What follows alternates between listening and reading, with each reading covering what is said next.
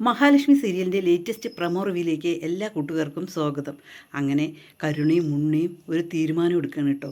ഇനി നമുക്ക് നന്നായി തന്നെ അഭിനയിക്കണം, അല്ലാതെ ഒരിക്കലും ഇവരുടെ ഇടയിൽ പിടിച്ചു നിൽക്കാൻ പറ്റില്ല എന്ന്.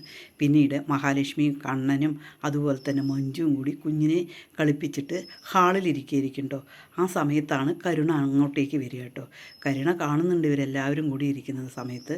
കരുണ വന്നിട്ട് പറയും, ഞാൻ ലക്ഷ്മി അന്ന് ആശുപത്രി വന്നപ്പോൾ തന്നെ കുഞ്ഞിനൊന്നും എനിക്ക് എടുക്കാൻ പറ്റിയില്ല, ഞാനൊന്ന് കുഞ്ഞിനെ എടുത്തോട്ടെ എന്ന് ചോദിക്കുകയാണ് കേട്ടോ. അത് കേൾക്കുമ്പോൾ മഞ്ജുവിന് ഭയങ്കര ദേഷ്യം വരികയാണ് കേട്ടോ. കുഞ്ഞിനെ ഒന്നും തരാൻ പറ്റില്ല എന്ന് പറയും. പക്ഷേ മഹാലക്ഷ്മി പറയും, വേണ്ട മഞ്ജു, കൊടുത്തേക്ക്, അവളുടെ കയ്യിൽ കുറച്ച് നേരം കുഞ്ഞിനെ കൊടുക്കുക എന്ന് പറയുകയാണ് കേട്ടോ. അതിനുശേഷം കുഞ്ഞിനെയൊക്കെ എടുത്തിട്ട് കരുണ കൊഞ്ചിക്കുകയാണ് കേട്ടോ. പക്ഷേ നമ്മുടെ മഞ്ജുവിന് ഒരിക്കലും അത് അംഗീകരിക്കാനോ ഉൾക്കൊള്ളാനോ പറ്റുന്നില്ല കേട്ടോ. അതേസമയം മാർക്കോ മേഘനാഥൻ്റെ അവിടേക്ക് പോവുകയാണ് കേട്ടോ. മേഘനാഥൻ്റെ അടുത്ത് പോയിട്ട് പറയും, നീ എഴുന്നേൽറ്റു എന്ന് ഞാൻ അറിഞ്ഞു, പക്ഷേ നിൻ്റെ കണ്ണോ കാലോ മഹാലക്ഷ്മിയുടെയും കണ്ണൻ സാറുടെയും മേത്തേക്കും ആ കുഞ്ഞിൻ്റെ മേത്തേക്കും പതിഞ്ഞ പിന്നെ ഞാൻ വെച്ചേക്കില്ല എന്ന് പറഞ്ഞിട്ട് നെഞ്ച് കൂടി ചവിട്ടുകയാണ് കേട്ടോ. മാർക്കോ നല്ല പോലെ ഭീഷണിപ്പെടുത്തണം കേട്ടോ. അത് കണ്ട് സീമന്തിനും വാമദേവനും അങ്ങനെ പേടിച്ചു പോകുകയാണ് കേട്ടോ. ഇല്ല മാർക്കോ, ഇല്ലോ, ഇനി ഞങ്ങൾ ഒരിക്കലും അവർക്ക് വേണ്ടി എതിരായി ഒന്നും നിൽക്കില്ല എന്നിങ്ങനെ പറയണം കേട്ടോ.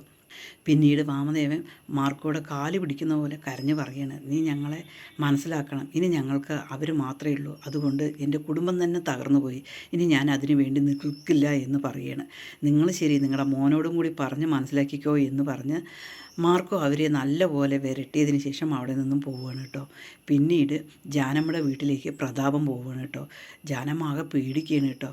പിന്നീട് പ്രതാപം വന്നിട്ട് പറയും, എൻ്റെ പൈസ വാങ്ങിയതിന് എനിക്ക് പണി ചെയ്തേ തീരുള്ളൂ, അത് ചെയ്യാൻ നിങ്ങൾ ബാധ്യസ്ഥരാണ് എന്നിങ്ങനെ പറയുകയാണ് കേട്ടോ.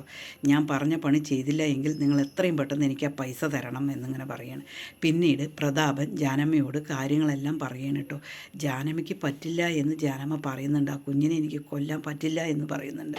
അതേസമയം ജാനമ്മയോട് പ്രതാപൻ പറയണം, ആ കുഞ്ഞിനെ നിങ്ങൾ കൊല്ലണ്ട, ശരി, ആ കുഞ്ഞിനെ എടുത്ത് എൻ്റെ ഒരാൾ വരും, അയാളുടെ കയ്യിൽ കൊടുത്താൽ മതി എന്നിങ്ങനെ പറയുകയാണ് കേട്ടോ. അങ്ങനെ മനസ്സില്ലാ മനസ്സോട് കൂടിയിട്ട് ജാനമ്മ അത് തീരുമാനിക്കുകയാണ് കേട്ടോ. പിന്നീട് ജാനമ്മ അതിനു വേണ്ടിയുള്ള തയ്യാറെടുപ്പുകളായിട്ടായിരിക്കും അനന്തുവിൻ്റെ വീട്ടിലേക്ക് പോകുന്നത് കേട്ടോ. വൈകുന്നേരത്ത് നമുക്കൊരു കിടില എപ്പിസോഡുമായി വീണ്ടും കാണാം.